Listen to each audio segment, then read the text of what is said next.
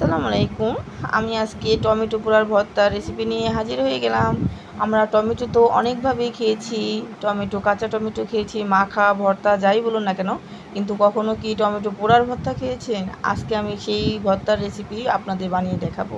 প্রথমে আমি একটা টমেটো ব্যাক ক্যামেরায় পুড়িয়ে নিয়েছি, তারপর শুকনো মরিচ পুড়িয়ে নিয়েছি। আমি খোলাই ভাজিনি, আমি একদম পুড়িয়ে নিয়েছি, দেখতেই পাচ্ছেন। আর পোড়া এই শুকনো মরিচের যে ঘ্রাণটা আসে সেটা আপনারা সবাই কম বেশি জানেন। আর এখানে নিয়ে নিয়েছি কিছু ধনিয়া পাতা। ধনিয়া পাতাটা এখানে অ্যাড করব টমেটোর সাথে। আর নিয়েছি একটা পেঁয়াজ। আপনারা পেঁয়াজ যদি বেশি দিতে চান তাও বেশি দিতে পারেন, আমি বেশি দেবো না, কম আর কি টমেটোর পরিমাণ অনুযায়ী আমি একটা পেঁয়াজই নিলাম। আর আপনারা বেশি যখন বানাবেন তখন বেশি করে নেবেন। তারপর আমি এই পুরা টমেটোর খোসা যেটা আছে উপরে যে আবরণটা সেটা আমি ফেলে দেব, কারণ এটা থাকলে যখন টমেটো ভর্তাটা বানাবো তখন একটা আশার ভাব থেকে যাবে। এই জন্য আমি এই খোসাটা ছাড়িয়ে নিচ্ছি, দেখতেই পাচ্ছেন। খোসাটা ছাড়ানো হয়ে গেলে এটাকে আমি সুন্দরভাবে ছুরির সাহায্যে মাঝখান থেকে ফালি দিয়ে কেটে নেব। আর এখানে আপনারা যে যেরকমভাবে পারেন সেরকমভাবে কেটে নিতে পারেন, কোনো সমস্যা নেই। এখানে আমি ছোট ছোট করে একদম সালাতের মতো করে কেটে নেব। একটু পাতলা করেই কেটে নিচ্ছি, কারণ পাতলা করে টমেটোটা কাটলে কি হয়, দেখা গেছে যখন আমি ভর্তাটা বানাবো তখন একদম মিক্স হয়ে যাবে। আর যত একটু নরম হবে আমার কাছে ভর্তাটা ততই ভালো লাগে, কার কাছে কেমন লাগে জানি না।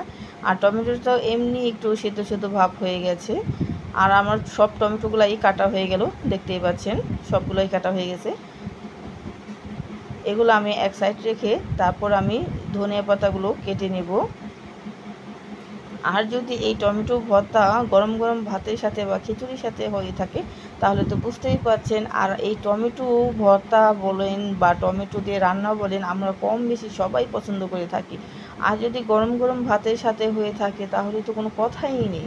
আর ভর্তা জাতীয় খাবারটা আমরা ছোট বড় সবাই অনেক পছন্দ করে থাকি। মাছ মাংসর চাইতে মনে হয় যেন ভর্তা দিয়ে 2 প্লেট ভাত খেয়ে ফেলতে পারি আমরা।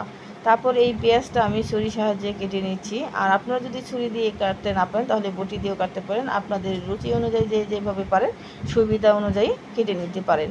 তারপর আমি সবগুলোই কাটা হয়ে গেল, দেখতেই পাচ্ছেন। ধনিয়া পাতা, পেঁয়াজ, তারপরে টমেটো, শুকনো মরিচ, আর এগুলো আমি সব কিছু একসাথে এখন মিক্স করে নেব। সবগুলাই কাটা, এখন ভর্তার জন্য বানাবো। সবগুলোই কাটা হয়ে গেল। তারপরে এগুলো আমি এক এক করে সুন্দরভাবে হাত দিয়ে ডলে নেব। আর বাটাবাটি ঝামেলা ছাড়া যদি এই ভর্তা বানানো যায় তাহলে তো আমাদের একটু বেশি সুবিধা হয়ে থাকে। আর হাতে মাখা ভর্তা বলতেই অনেক স্বাদের হয়ে থাকে। আমরা অনেক সময় পাটায় বাটি ব্লেন্ডার করি, যাই করি না কেন দেখতে পাবেন পাটায় বাটা বা হাতে বাটা আর কি বেস্ট। হাতে বাটা আর যে আমরা হাত দিয়ে বানাই ভর্তাটা, ওটার একটা স্বাদই অন্যরকম হয়ে থাকে। এগুলো আমি সব একসাথে মিক্স করে ডলে নিচ্ছি লবণ দিয়ে।